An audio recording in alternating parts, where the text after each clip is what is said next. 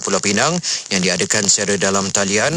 Yang di-Pertua Negeri Pulau Pinang, Tun Ahmad Fuzi Abdul Razak berkata, usaha berkenaan mampu membawa perubahan besar terhadap seseorang individu yang menjadi mangsa keganasan. Kempen tersebut yang dianjurkan oleh Perbadanan Pembangunan Wanita Pulau Pinang bertujuan meningkatkan lagi kesedaran orang awam terutama rakyat di negeri Pulau Pinang mengenai isu keganasan terhadap wanita dan kanak-kanak.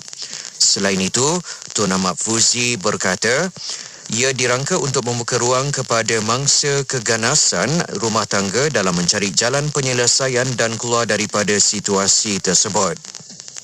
Akhir sekali, seramai 973 anggota daripada 34 pasukan bomba sukarela PBS di negeri Pahang bersiap sedia membantu operasi menyelamat ketika menghadapi monsun timur laut. Menurut pengerusi Jawatankuasa Kerajaan Tempatan dan Perumahan Pahang, Datuk Abdul Rahim Huda, setakat ini 34 PBS yang berdaftar dengan pihak Jabatan Bomba dan Penyelamat Malaysia JBPM Pahang turut dibekalkan kenderaan dan peralatan. Selain itu, katanya semua anggota berkenaan turut diberikan latihan bagi melaksanakan tugas dalam operasi kebombaan dengan lebih berkesan. Sekian sahaja berita IKIM untuk edisi 10 pagi ini. Berita seterusnya bakal ke udara pada pukul 12 tengah hari nanti. Assalamualaikum warahmatullahi wabarakatuh dan salam hormat. Laporan berita tadi dari sumber bernama Kapsul Masa. Pada tanggal 1 Januari dalam tahun 1997, Jabatan Kemajuan Islam Malaysia atau JAKIM telah ditubuhkan. Penubuhan JAKIM bermula dengan Majlis Kebangsaan Bagi Hal Ehwal Agama Islam Malaysia MKI pada tahun 1968, yang mana penubuhannya telah dipersetujui oleh Majlis Raja-Raja. Pada tahun 1974 pula, Urussetia MKI telah disusun semula menjadi bahagian agama di Jabatan Perdana Menteri dan diberi nama Bahagian Hal Ehwal Islam atau BAHIS. Selaras dengan perkembangan negara dan keperluan masyarakat Islam semasa, Bahagian Hal Ehwal Islam ini telah disusun semula. Mesyuarat Jemaah Menteri pada 2 Oktober 1996 telah bersetuju agar BAHIS dinaikkan taraf menjadi sebuah jabatan dengan nama Jabatan Kemajuan Islam Malaysia atau JAKIM. Penubuhan JAKIM dilihat sebagai salah satu platform dalam memenuhi keperluan masyarakat Islam seiring dengan perkembangan dan pembangunan negara yang menjadikan Islam sebagai agama rasmi. Petikan fakta ini disediakan oleh Seksyen Dokumentasi dan Penerbitan Arkib Negara Malaysia. Ayuh keluarga Malaysia, kita bulatkan tekad dan bersatu hati untuk terus memelihara serta mempertahankan kedaulatan negara. Sebagai keluarga Malaysia yang besar, kita harus bertoleransi dalam semua perkara. Hormat menghormati serta mengekalkan perpaduan rakyat yang berbilang kaum, agama dan bangsa serta integrasi nasional silang budaya adalah tunjang kekuatan kita sebagai sebuah negara bangsa yang berjaya. Umpama selembar benang dikait, ditenun dan dijalin, akhirnya menjadi kain yang sempurna indah.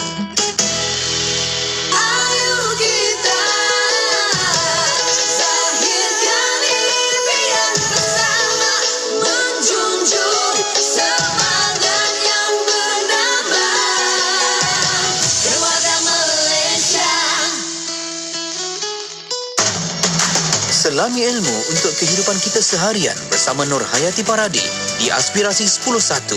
IKIM, Inspirasi Inforia Islami.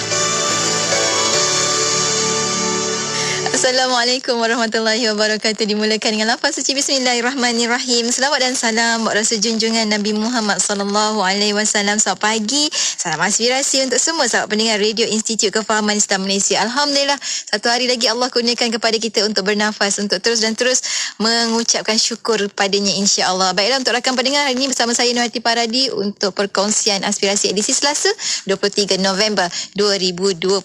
Terima kasih untuk rakan-rakan Warna Pagi sebentar tadi, Hazwan Juan Syah, Sufian Amrin untuk perkongsian mereka 4 jam telah pun bersama. Moga-moga apa yang mereka kongsikan memberi manfaat untuk sama-sama kita isi ruang usia kita dan jadikan juga manfaat untuk kita sama-sama jadikan sebagai bekalan untuk kita ke sana nantinya, insya-Allah. Baiklah, untuk rakan pendengar, kita bakal mulakan kejap lagi perkongsian kita. Hari ini hari Selasa, syariah dan perundangan menunggu anda untuk bersama-sama perkongsian bersama dengan Encik Asham Ahmad. Hari ini menarik sangat untuk sama-sama bersama dengan Encik Asham. Encik Asham akan kongsikan berkenaan dengan tipu daya siapa? Dunia. Tipu daya dunia. Itu tajuk yang bakal kita kongsikan bersama dengan anda. Jadi anda ikuti secara langsung di FB IKIM FM, YouTube channel IKIM dan juga di Radio Institut Kefahaman Islam Malaysia. Jom saat ini kita mulakan pagi kita untuk kita mengingatkan kembali mungkin kenangan untuk sahabat-sahabat, sebahagian besar daripada sahabat-sahabat kita, kenangan bersama dalam menjadi duyufur rahman, tetamu Allah. Rindu Baitullah bersama dengan Rabbani untuk sama-sama kita dengarkan tentunya hanya di IKIM.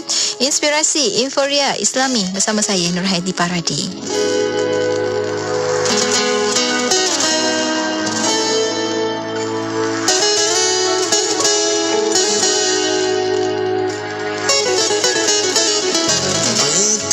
rindu meruntum kalbu pada harumnya Ka'bahmu, bertawaf memuliakanmu. Rindu zaman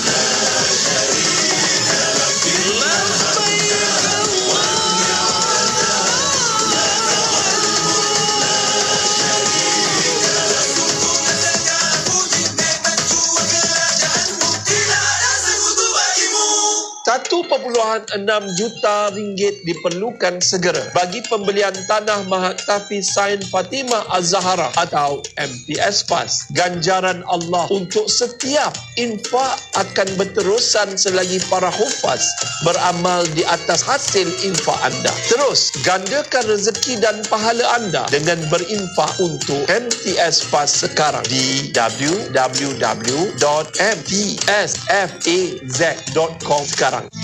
Kisahnya ada 2 orang anak kembar, dua-dua lelaki.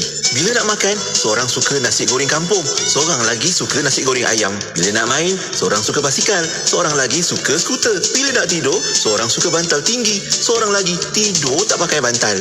Ayahnya pula ikutkan jelah perangai anak-anak ni sampailah mereka dewasa. Dua-dua pandai berniaga, seorang berniaga offline, seorang lagi berniaga online. Jadi, ayahnya hadiahkan mereka pakej berkembar IKIM. Dua-dua ada iklan radio dan iklan media. Senang, dua-dua dapat harga berpatutan.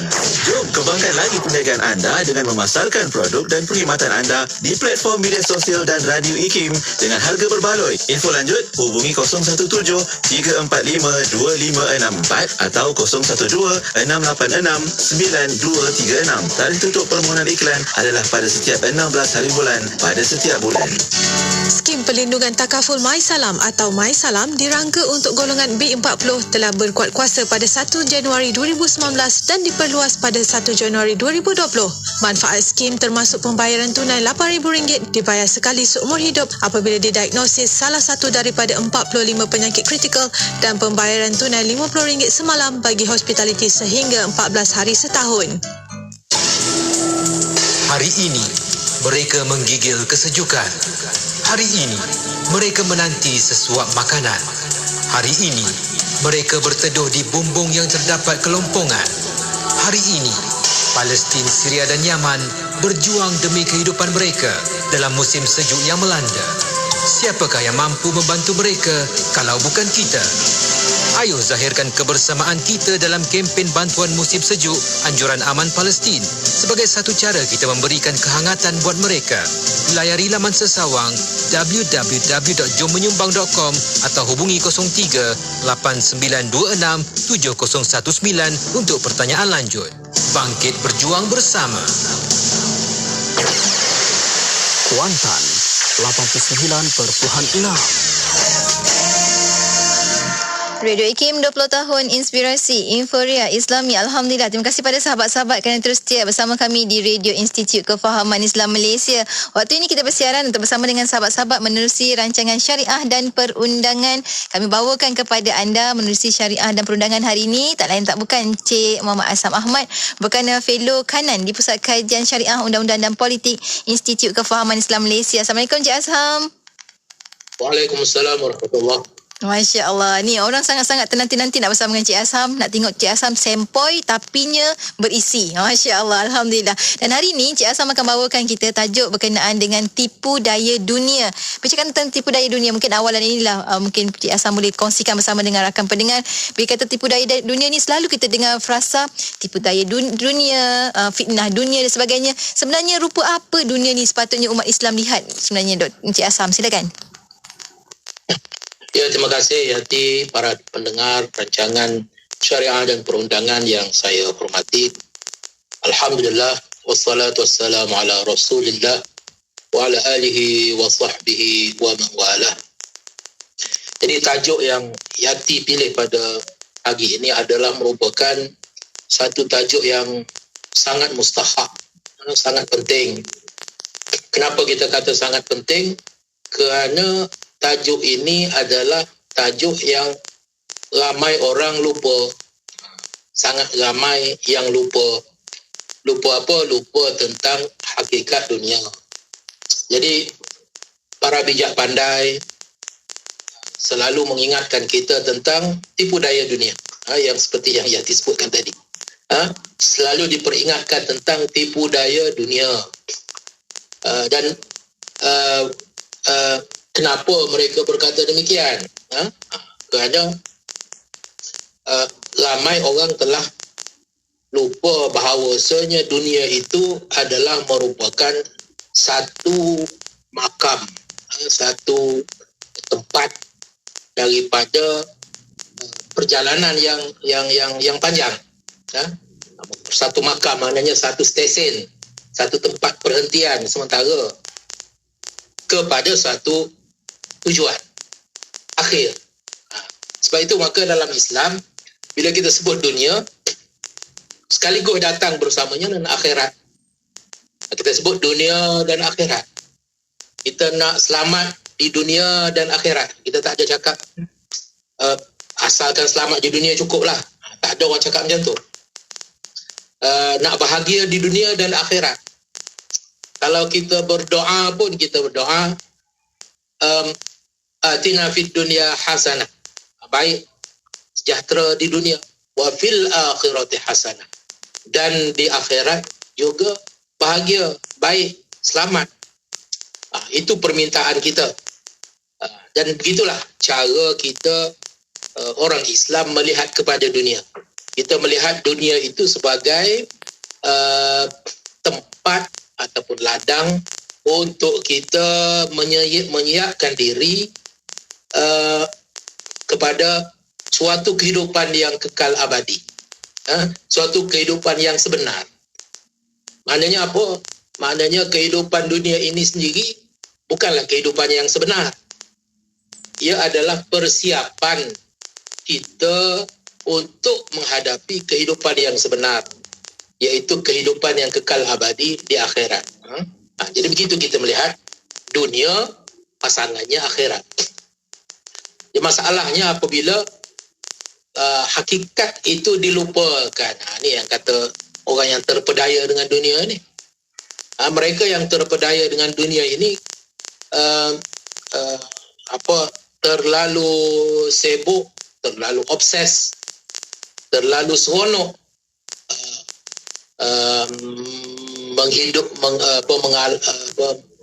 mengalami kehidupan duniawi ini, enjoy kehidupan duniawi ini, sehingga dia lupa kepada akhirat. Dia hanya ingat kepada dunia, dia lupa akhirat. Dia seolah-olahnya, walaupun dia tahu dunia ini tidak kekal, dan dia tahu diri dia sendiri pun tak kekal, tetapi dunia itu sedemikian menyeronokkan, sedemikian mempesonakan, sedemikian mengasyikkan. Itu yang mau punca kepada terpedaya tadi. Sehingga seolah-olahnya dunia ini kekal abadi. Seolahnya dunia ini adalah merupakan sesuatu yang patut kita kejar dan kita bermati-matian berusaha untuk mendapatkannya, sehingga kita lupa kepada segala prinsip, kita lupa kepada segala batas-batas akhlakiah, batas-batas hukum, batas-batas agama, demi untuk mencapai cita-cita dunia kita. Maka orang yang sedemikian nyatalah bahawa dia telah lupa, dan mungkin dia telah terpedaya dengan dunia, sehingga dia tidak nampak kepada nasib akhirnya yang sebenar. Dia hanya mengejar nasibnya di dunia, sedangkan nasib hidup di dunia ini hanyalah nasib hidup yang sementara. Yang ini menyebabkan ramai orang yang telah terpedaya. Allahu Akbar. Terima kasih banyak Cik Asham bawakan kita sebagai satu sentakan jugalah kita pagi-pagi ni. Kita kena ingat kembali matlamat kita Allah wujudkan di atas muka bumi ni. Kenapa? Tapi itulah Cik Asham, ada yang kata macam ni, salah ke nak polon dunia? Sebab nak tak nak sekarang ni kita memang hidup atas dunia Cik Asham. Ya. Bukan salah. Saya pun tak kata mencari kebaikan dunia itu salah. Bahkan kita disuruh dalam sebuah hadis Nabi sallallahu alaihi wasallam, tak silap saya, la ya'khudha ahadukum hablahu fayati bi qit'atil hatabi ala dhahrihi fayabi'aha fayakuffa Allahu biha wajhahu khairul lahu min an yas'ala an-nas a'tauhu aw man'u. Kalau sekiranya seorang daripada kamu, Nabi kata, mengambil seberkas tali. Kemudian dia pikul tali itu pergi ke bukit, pergi ke hutan, cari kayu api, ikat kayu api, pikul kayu api itu bawa atas belakang dia. Singgah ke pasar, jual kayu api. Kalau dulu kita selalu tengok lah benda ni. Sekarang ni orang dah tak kenal apa itu kayu api. Tapi di setengah-setengah banyak lagi negara lain masih lagi orang gunakan kayu api ni. Jadi Nabi kata kalau kau pikul kayu api pergi jual ke pasar, maka itu lebih baik daripada kamu. Lebih baik bagi kamu, Nabi kata. Daripada engkau meminta-minta dengan orang. Minta derma, minta sedekah, minta bantuan. Sedangkan dia mampu berusaha. Kita bukan kata orang yang meminta tu semuanya tak elok. Kalau yang meminta dalam keadaan dia terpaksa meminta, itu lain cerita. Kita bercakap orang yang mampu bekerja, ada tenaga, ada kekuatan, boleh bekerja tapi nak meminta-minta. Nabi kata, lebih baik engkau pergi bekerja, ikut kayu api, jual di pasar. Dan itu lebih baik bagimu daripada kau meminta-minta daripada orang, sama ada orang bagi atau tidak. Dan Allah memelihara air muka kamu. Dengan sebab itu Allah memelihara, maknanya maruah kamu, air muka kamu. Dan kita jumpa banyak lagi nyataan dalam hadis, dalam Quran, tentang usaha supaya kita bekerja. Macam wabtaghi fi ma atakallahu darul akhirah. Carilah apa yang Allah, tuntutlah apa yang Allah sediakan untuk kamu di akhirat, di negeri akhirat. Tetapi jangan kau lupa nasib kamu, wala tansa nasibaka minad dunya. Jangan pula kau lupa nasib kamu di dunia. Dan dalam satu hadis lain lagi, kalau sekiranya esok nak kiamat contohnya, dan kita ada benih di tangan, teruskan tanam benih itu. Dan juga satu hadis lain yang menyebut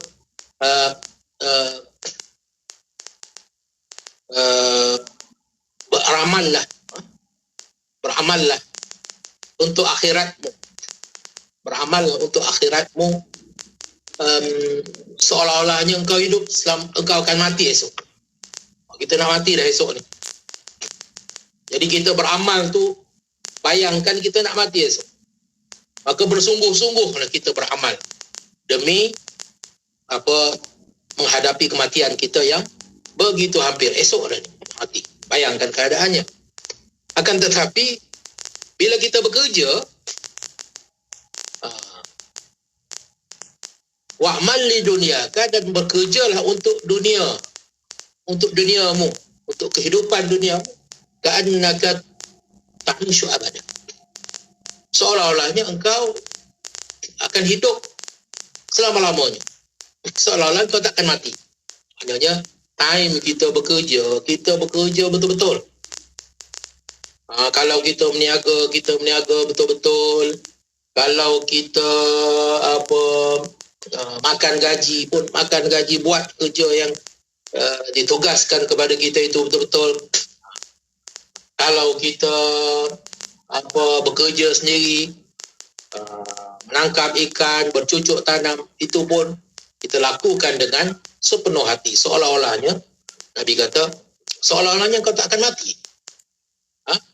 Seolah-olahnya kau akan hidup selama-lamanya. Begitu sikap Islam terhadap pekerja. Jadi masalah yang kita sebut di sini bukan masalah sama ada Islam suruh kita mencari dunia ataupun tidak. Itu jelas. Kita hidup di dunia dan mestilah kita memerlukan perkara-perkara yang kita perlukan untuk hidup. Kita perlu makan, minum, kita perlu pakaian, kita perlu tempat tinggal. Itu. Maka kita perlu usahakan untuk mendapatkan perkara-perkara itu. masalah yang kita bangkitkan di sini apabila usaha mencari kehidupan dunia itu menguasai pemikiran sedemikian rupa sehingga lupa kepada kesudahan. Itu masalahnya yang berpunca daripada tipu daya dunia tadi. Dunia itu memiliki suatu sifat seolah-olahnya dia berupaya memperdayakan manusia. Memperdayakan manusia seolah-olahnya dia akan hidup di situ selama-lamanya. Seolah-olahnya dia akan kekal abadi. Mana dia sudah kaya raya sekalipun masih lagi tidak puas, masih lagi ingin cari kekayaan, menambahkan kekayaan. Sedangkan bekalan dia untuk akhirat, amalan dia untuk akhirat, dia abaikan.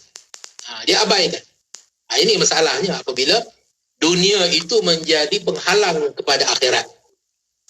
Apabila dunia menjadi penghalang kepada akhirat, maka pada masa itu dunia bukan lagi sesuatu yang baik.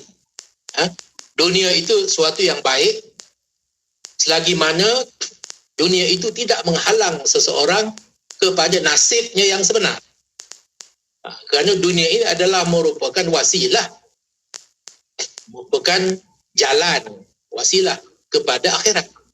Tetapi orang yang salah faham, orang yang alpa, orang yang sudah obses dengan kehidupan duniawi, sudah keliru di antara wasilah dengan ghaya, antara wasilah ataupun jalan dengan matlamat.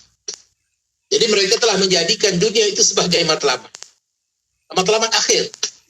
Seolah-olahnya tiada lagi yang lebih penting daripada dunia, yang lebih utama daripada dunia, yang lebih kekal abadi daripada dunia. Soalnya dunia inilah semata-mata matlamat dan cita-citanya. Maka orang yang sedemikianlah yang kita maksudkan dengan seorang yang tertipu. Dia sudah tertipu dengan hakikat sebenar kehidupan dunia. Baik, Alhamdulillah. Itulah cakap sahabat kita di FB, Encik Asam, Kak Aji dia kata letakkan dunia di tangan dan letakkan akhirat di hati. Tapi itu pun konsep tu kena betul-betul kita fahami. Dan insyaAllah sebab ada juga yang bertanya, tipu daya dunia tu sama ke dengan fitnah dunia? Maknanya tipu daya dunia sama ke dengan fitnah dunia? InsyaAllah kita akan dapatkan kupasan daripada Encik Asam selepas kita berhenti seketika. Untuk anda rakan pendengar, jangan ke mana-mana. Teruskan kesetiaan bersama kami, tekan butang share supaya kita ramai-ramai tak tertipu dengan dunia ni. InsyaAllah teruskan bersama kami tentunya. Hanya di IKIM, Inspirasi Inforia Islami.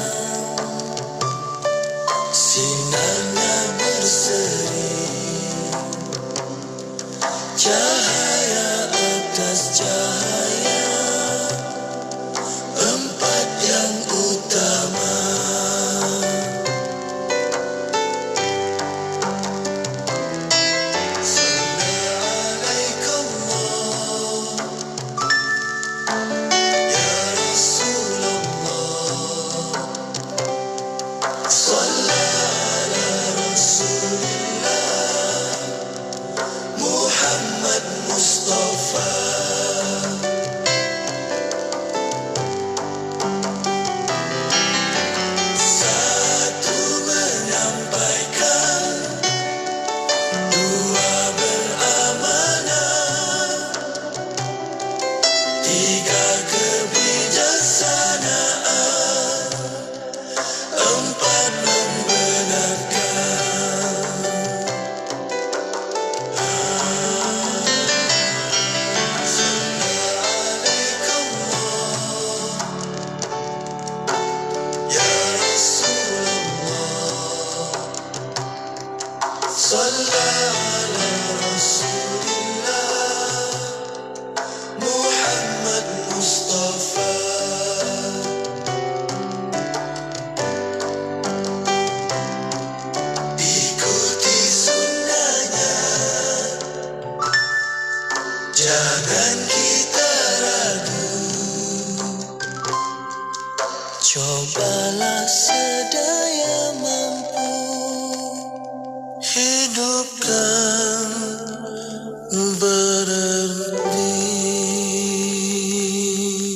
Allahumma salli ala Sayyidina Muhammad wa ala ali Sayyidina Muhammad. Alhamdulillah, waktu ini kita kembali bersiaran menerusi rancangan syariah dan perundangan membawakan tajuk Tipu Daya Dunia bersama dengan tetamu kita Encik Asham Ahmad, Fellow Kanan di Pusat Kajian Syariah Undang-Undang dan Politik Institut Kefahaman Islam Malaysia. Hari ini bila sebut tentang tipu daya dunia ini, Encik Asham telah kongsikan tadi betapa pentingnya kita dalam nak mengusahakan dunia, jangan lupakan akhirat itu sendiri sebagai matlamat kita. Alhamdulillah, terima kasih banyak Encik Asham untuk awalan tadi. Cuma kita nak sambung lagi sebab tadi sahabat-sahabat kita juga ada yang bertanya tentang adakah sama fitnah dunia dan juga tipu daya dunia ini sebenarnya, Encik Asham?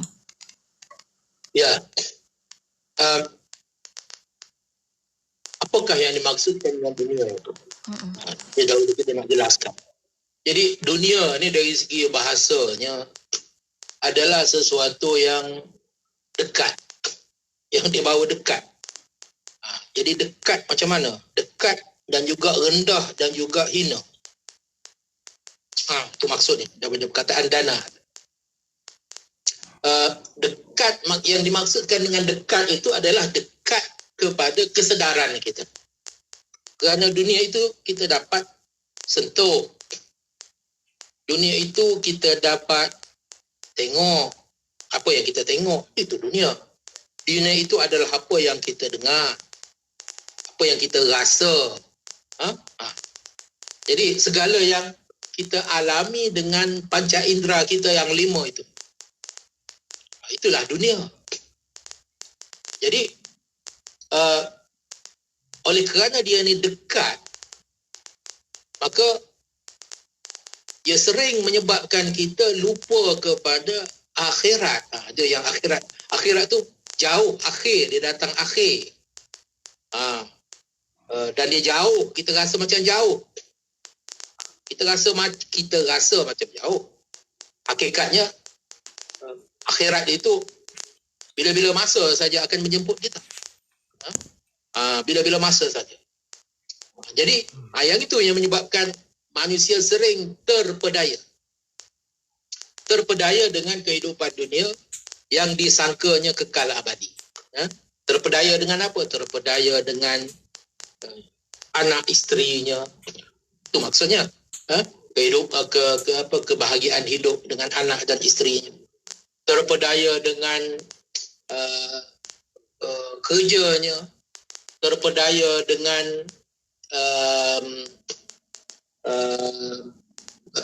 hiburannya. Terpedaya dengan sukannya, permainannya. Orang yang sedemikianlah yang dikatakan sebagai gharrathumul hayatud dunya. Mereka yang telah ditipu oleh kehidupan duniawi. Jadi dalam konteks ini dunia itu jadi fitnah.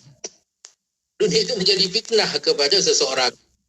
Seorang itu telah diuji dengan dunia, diuji dengan anak pinak, diuji dengan harta benda, diuji dengan pangkat dan kedudukan.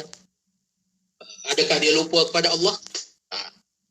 Adakah dia bersyukur dengan segala nikmat yang dikurniakan? Dikurniakan anak, isteri yang baik. Adakah dia bersyukur?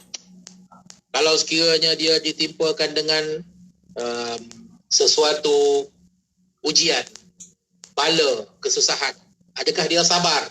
Itu kita maksudkan dengan fitnah, ujian. Allah menguji manusia antaranya dengan anak pinak, antaranya dengan kekayaan, dengan pangkat dan juga kedudukan. Sama ada seseorang itu ingat kepada Allah ataupun tidak. Adakah kehidupan dunia ini dalam satu ayat disebut lebih seseorang itu cintai ahabba ilaikum minallahi wa rasulih, daripada Allah dan Rasulnya, wa jihadin fi sabili, dan daripada berjihad, berusaha, berjuang di jalan Allah. Adakah dunia dan segala isinya dan segala kesenangan, nikmat yang ada di dunia ini menyebabkan engkau mencintainya? Lebih kamu cintai daripada Allah dan Rasulnya. Lebih kau cintai daripada hari akhirat. Jika demikian, maka nyatalah seseorang itu telah sesat daripada jalannya. Sedangkan Islam itu adalah suatu agama yang mengajarkan kepada kita jalan tengah. Umat Islam itu adalah merupakan umat pertengahan, ummatan wasatah. Dia tidak melampau dalam kedua-dua aspek. Sebab itu kita sebut awal-awal tadi, bila kita sebut dunia, sekaligus datang dalam fikiran kita pasangannya, iaitu akhirat.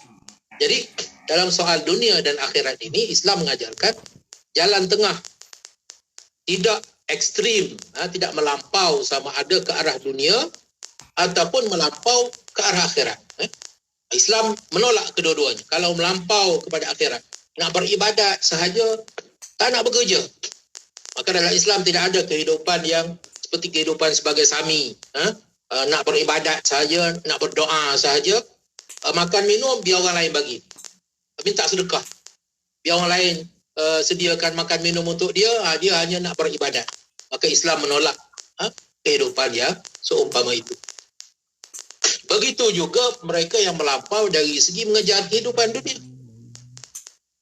Dunia saja, siang malam, bekerja saja, berhibur saja, makan minum saja, sehingga dia lupa kepada bekalannya, amal ibadatnya untuk dibawa ke akhirat. Maka Rasulullah SAW bersabda, laisa bi khairikum man taraka dunyahu li akhirati. Bukanlah yang terbaik daripada kalangan kamu seseorang yang meninggalkan dunianya untuk mengejar akhirat. Tinggalkan dunia, tak nak bekerja, nak beribadat saja. Wala akhiratahu li dunyahu, ataupun yang tinggalkan dunia, tinggalkan akhirat kerana nak kejar dunia. Hatta yusiba minhuma jami'a, sehinggalah dia rangkumkan kedua-duanya sekaligus. Dua-dua sekaligus. Fa inna dunya balaghun ila al-akhirah. Kerana sesungguhnya dunia itu adalah merupakan penyampai ataupun jambatan kamu ke akhirat. Kita nak sampai ke akhirat melalui dunia. Wala takunu kallan 'alan nas. Janganlah kau jadi beban kepada manusia. Jadi dengan sebab kita nak kejar akhirat, maka kita jadi beban kepada orang lain. Kita hanya nak beribadat, kita malah bekerja, tapi kita perlu makan minum.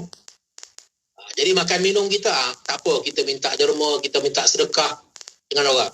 Ini adalah merupakan suatu perbuatan yang dicela oleh agama.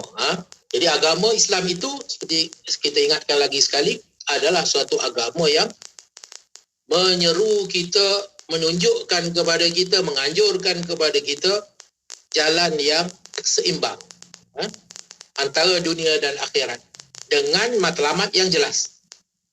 Sudah pastilah akhirat itu yang menjadi sasaran, yang menjadi matlamat, yang menjadi tujuan, dan dunia itu pula adalah jalan ataupun ladang di mana usaha untuk memperolehi ganjaran akhirat itu dijalankan.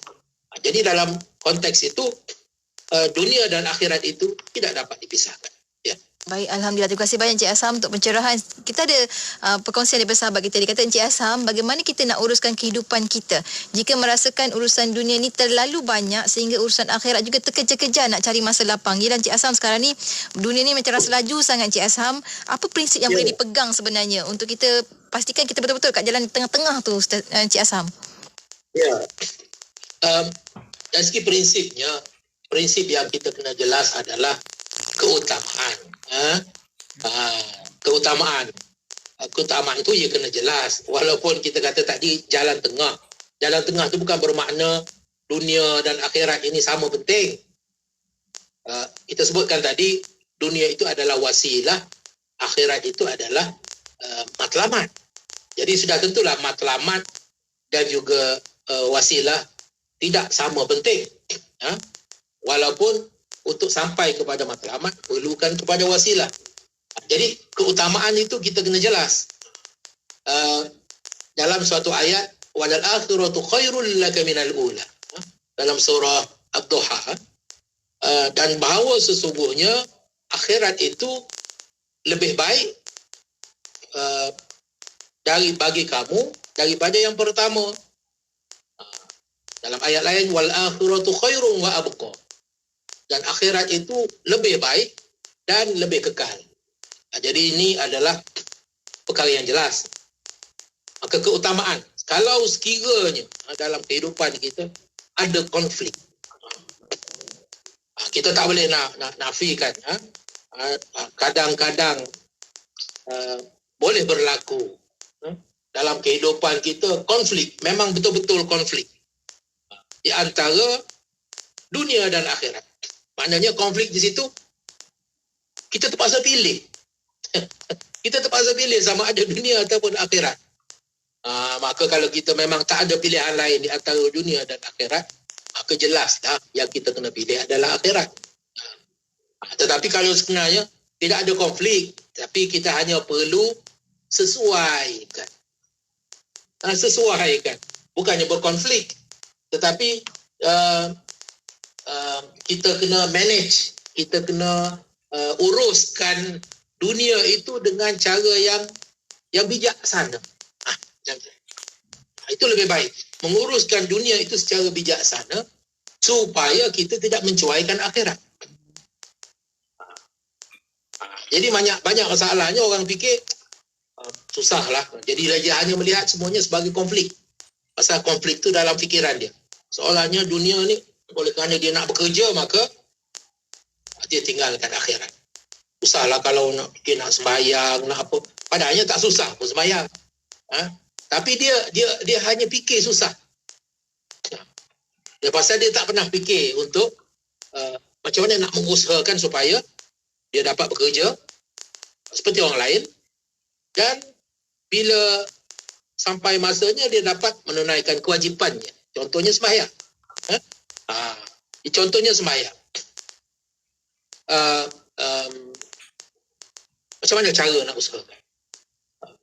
Walaupun kita tidak nafikan mungkin berlaku keadaan-keadaan tertentu di tempat-tempat yang tertentu dengan golongan-golongan yang tertentu di mana mereka ini sememangnya memusuhi umat Islam.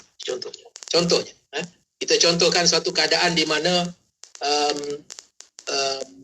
majikan itu tidak suka kepada pekerjanya yang menunaikan sembahyang, contohnya. Jadi bagaimana nak menunaikan sembahyang? Jadi mungkin boleh diusahakan untuk buat secara bersembunyi. Contohnya, saya hanya bagi contoh. Sekarang ni, perkara ini dalam negara kita, alhamdulillah, tidak boleh dilakukan. Tidak boleh sewenang-wenangnya majikan nak menghalang kerjanya daripada menunaikan sembahyang. Itu tidak dibenarkan dalam undang-undang. Akan tetapi kalau sekiranya wujud keadaan sedemikian di tempat-tempat yang lain, adakah seseorang itu hanya berserah begitu saja? Kalau sekiranya dia ada pilihan lain, maka berhenti dan pergi tempat lain. Kalau ada pilihan lain, ada majikan lain yang tidak memusuhi pekerja yang ingin mengerjakan sembahyang, contoh, tidak menimbulkan masalah.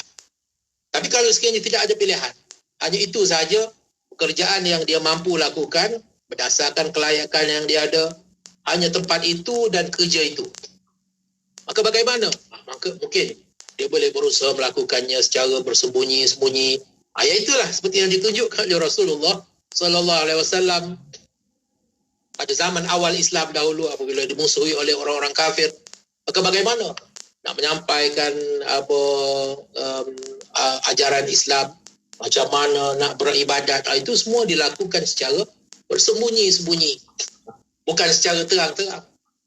Berapa lama dakwah itu dilakukan secara sembunyi-sembunyi. Kenapa? Kerana permusuhan yang dihadapi oleh baginda sallallahu alaihi wasallam. Maka begitulah juga kita dalam nak melaksanakan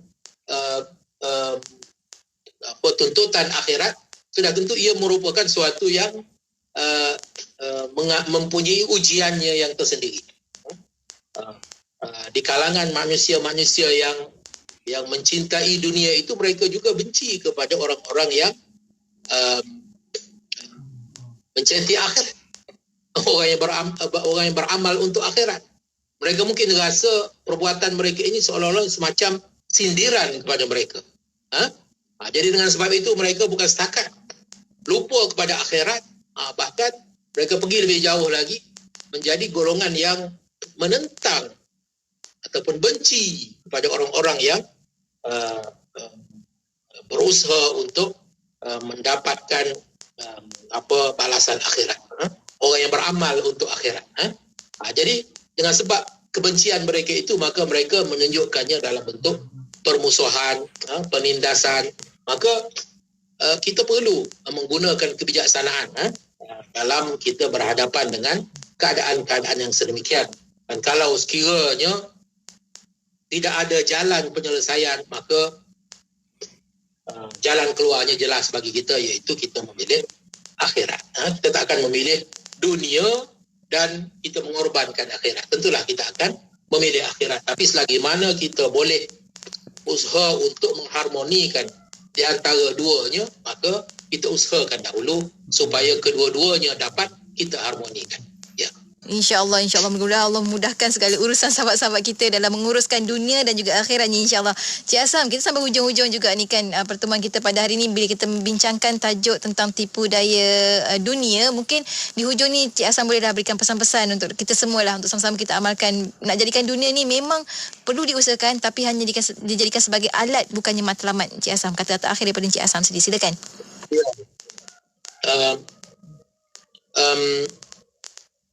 Dunia itu adalah merupakan alat, bukannya matlamat. Kita kena sentiasa ingat yang itu. Dalam doa kita, Rabbana atina fid dunya hasanah wa fil akhirati hasanah wa qina azabannar. Itu sudah cukup sebagai peringatan kepada kita. Dalam doa itu terkandung dengan cantik sekali permintaan kita kepada Allah. Berikanlah kepada kita kesejahteraan hidup di dunia. Kita nak kepada dunia dan juga kepada akhirat. Kita nak kesejahteraan di akhirat.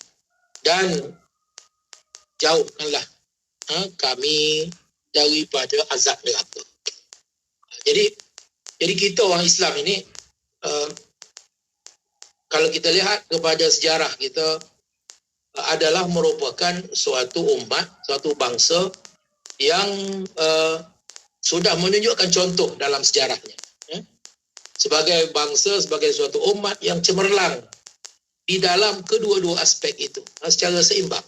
Jadi tamadun Islam itu seperti yang kita lihat dalam sejarahnya adalah merupakan suatu tamadun yang menunjukkan kepada manusia bahawa kita boleh cemerlang hidup di dunia. Kita boleh jadi bangsa, umat yang memiliki kekuasaan dunia, yang cemerlang dalam sains dan teknologi, yang cemerlang dalam bidang seni bina, dalam bidang ketenteraan, bidang politik, bidang ekonomi, dalam segala bidang kehidupan.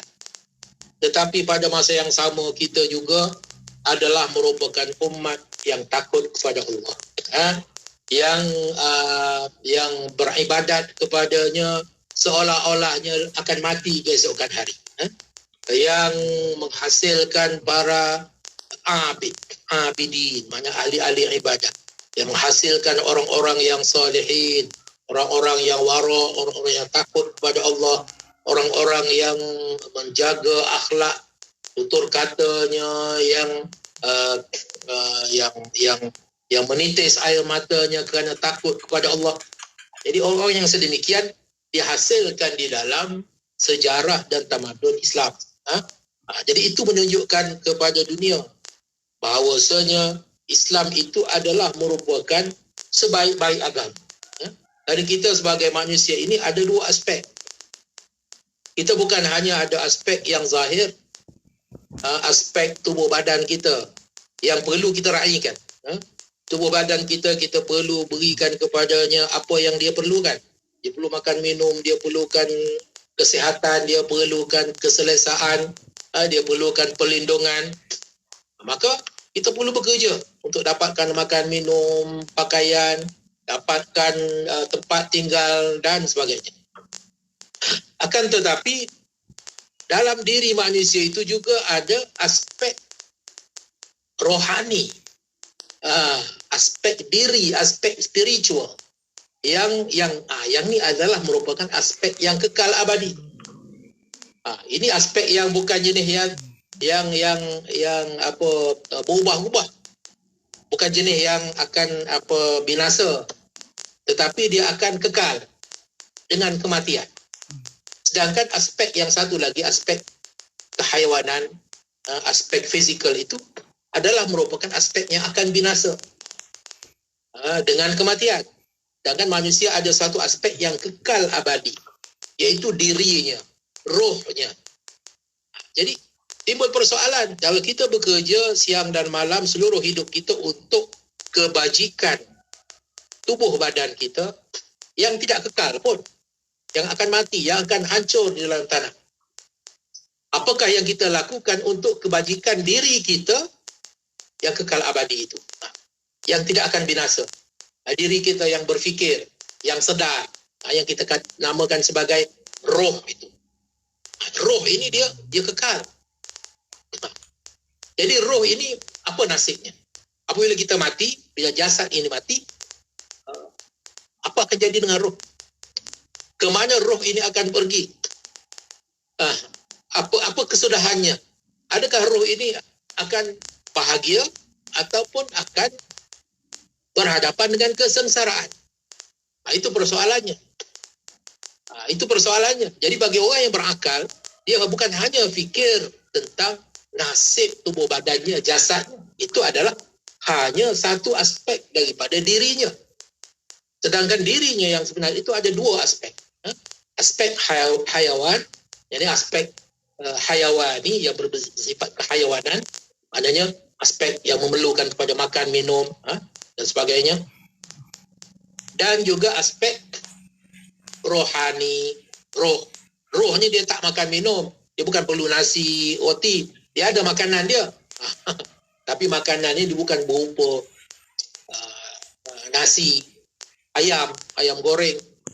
Tapi makanan bagi roh itu adalah merupakan juga perkara-perkara yang bersifat kerohanian, iaitu ilmu, yang bersifat ilmu dan juga amal. Itu yang diperlukan oleh roh. Jadi apakah ilmu dan amal yang diperlukan oleh roh? Yang tu kita nak kena tahu, nak kena tuntut. Bukan kita perlu tuntut. Kita nak kena tahu perkara itu kerana kita kena tuntut. Bukan setakat untuk tahu, untuk kita tuntut, untuk kita dapatkan, untuk kita usahakan. Bukan kita hanya usahakan mencari makan dan minum, tetapi kita usahakan mencari makanan dan minuman kepada roh, diri rohani kita. Dan itulah yang kita maksudkan dengan akhirat, kerana diri rohani ini dia hidup sampai ke akhirat. Kesudahannya di akhirat. Diri rohani bukan kesudahan di dunia. Diri rohani ini hanya menumpang hidup di dunia ini, menumpang jasad ini. Untuk dia bekerja di dunia. Jasad ini adalah kenderaannya untuk dia bekerja di dunia ini. Kenderaan. Jadi sampai masanya dia akan berpisah daripada jasad itu dan akan kembali. Dia tak mati. Dia akan kembali. Sebab itu disebut inna lillah wa inna ilaihi raji'un. Kita semuanya asal daripada Allah, milik Allah. Wa inna ilaihi raji'un, dan kita semua kembali kepada Allah. Itu kita katakan pulang ke rahmatullah, balik. Kita balik. Jadi yang dalam kubur itu dah bukan kita, itu jasad yang binasa. Sedangkan untuk jasad itulah kita bekerja siang malam tanpa mengira penat dan lelah. Sedangkan kita lupa untuk diri kita yang sebenar. Itu kita tak bekerja, kita tidak beramal, kita tidak berusaha. Maka nyatalah orang yang sedemikian telah terpedaya. Ya. Masya Allah, moga-moga kita hidup kat atas muka bumi Allah ni dengan keadaan kita sedar dan hidup. Bukannya mati sebelum kita mati kan Cik Asam. Kita suburkan hidup kita. Kita kena faham bahawa dunia ni sementara je. Nanti kita akan berdiri sorang-sorang depan Allah SWT menjawab segala apa yang kita lakukan di atas muka bumi ini yang sekejap saja sifatnya. Apa pun terima kasih banyak Cik Asam untuk perkongsian pada hari ini. InsyaAllah minggu depan ada satu lagi slot terakhir bersama dengan Cik Asam untuk tahun 2021 ini. Bertemu lagi minggu hadapan insyaAllah Cik Asam. Assalamualaikum. Waalaikumsalam warahmatullahi wabarakatuh. Dan untuk anda rakan pendengar, teruskan kesetiaan bersama kami tentunya hanya di IKIM Inspirasi Inforia Islami.